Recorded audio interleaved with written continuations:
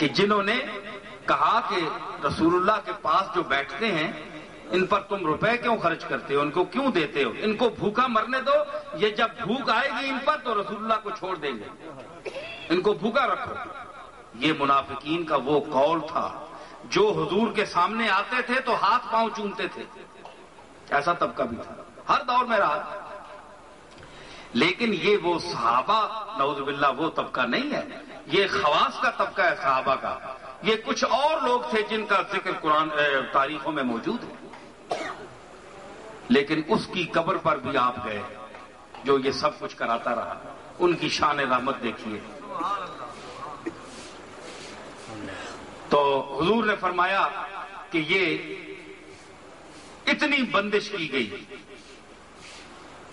لیکن جب آپ کے سامنے جاتے تھے تو صلاۃ و سلام اور جناب قبلہ اور ہاتھ چومنا، ادب آداب، سارا جو پروٹوکول ہوتا ہے وہ پیش کرتے تھے، لیکن اللہ کے کھاتے میں وہ اسی طرح منافق تھے۔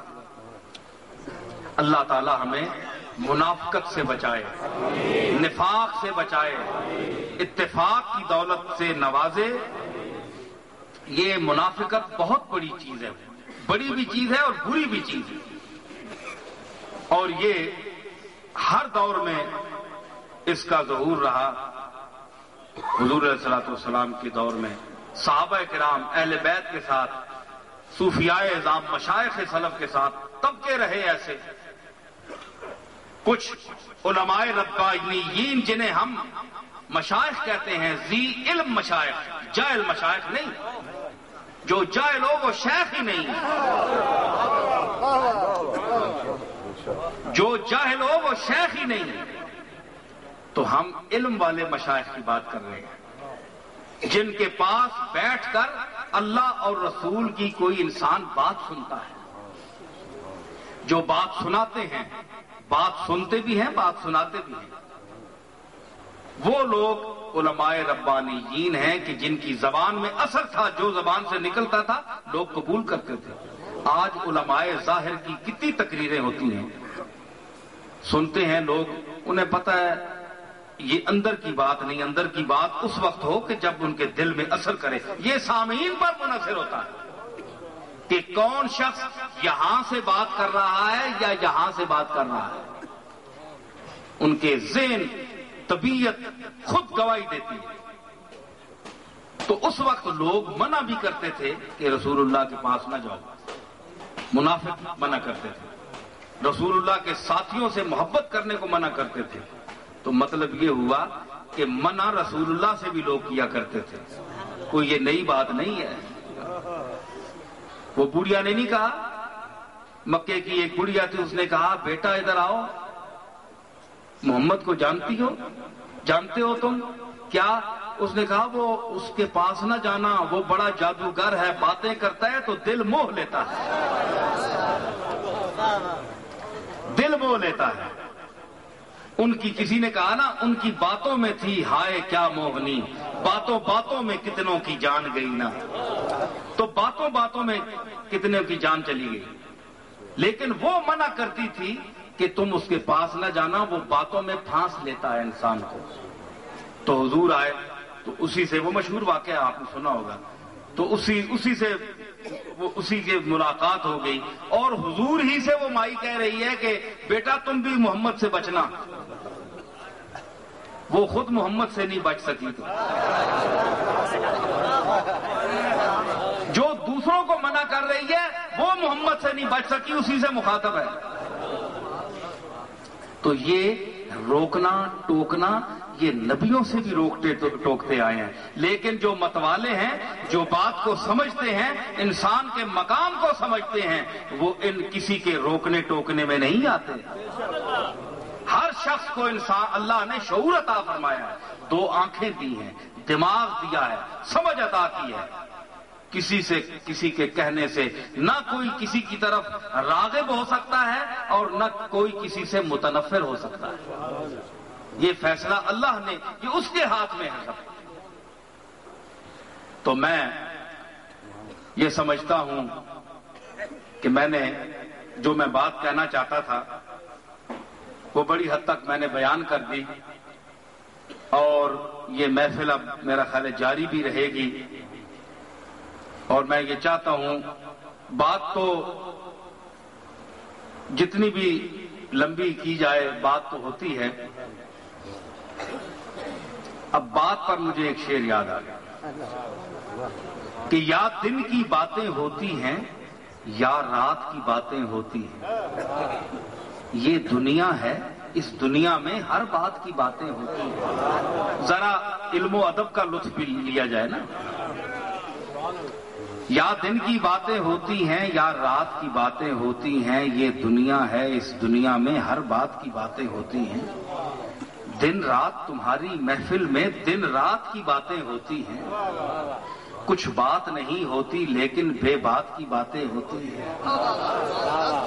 جس بات کی باتیں ہوتی ہیں اس بات کی کوئی بات نہیں، جس بات کی باتیں ہوتی ہیں، جس بات کی باتیں ہوتی ہیں اس بات کی کوئی بات نہیں، جس بات کی کوئی بات نہیں اس بات کی باتیں ہوتی ہیں۔ آج کل یہی ہے نا کہ اصل بات کیا ہے کہ اللہ اور رسول کی بات ہو، قرآن کی بات ہو، حدیث کی بات ہو، اسوہ حسنہ کی بات ہو، جو بات کرنے کے قابل ہیں ان کے وہ وہاں تو بات ہوتی نہیں۔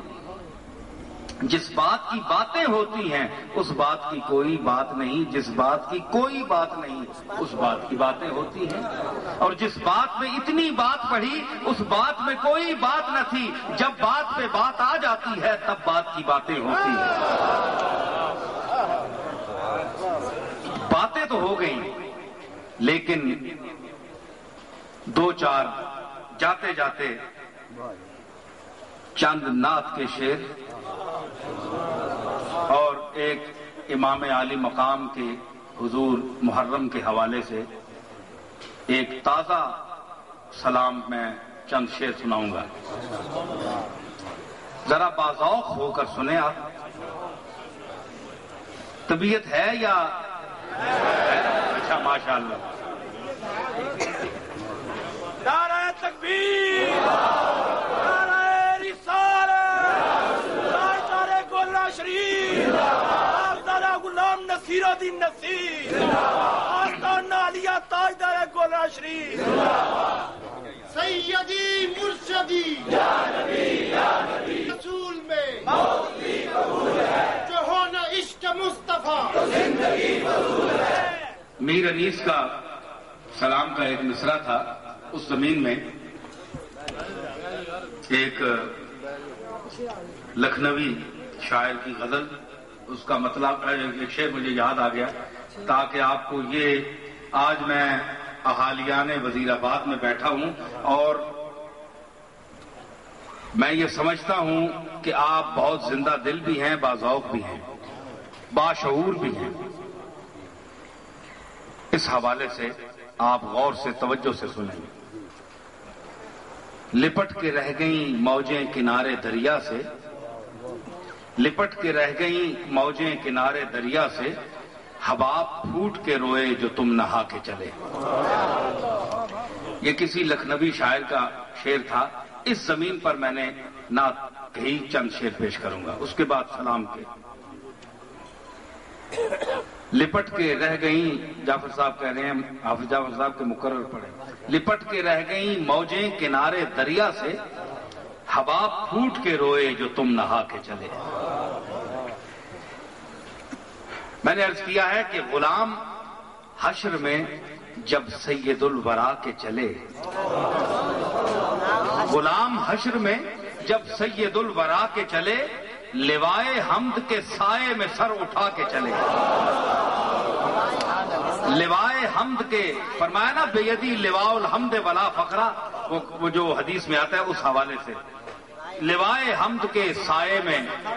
وہ ایک شخص کہنے لگا کہ سر جھکا کے چلنا چاہیے، آپ نے اٹھا کے کہا۔ میں نے کہا کہ جھنڈے کے نیچے جب فوج چلتی ہے تو سر اٹھا کے چلتی ہے۔ ہمارے غلام غوث صاحب گجرات سے تشریف لائے، آپ سامنے آ جائیں تو آپ تشریف لائیں یہاں، بڑے باذوق اور زندہ دل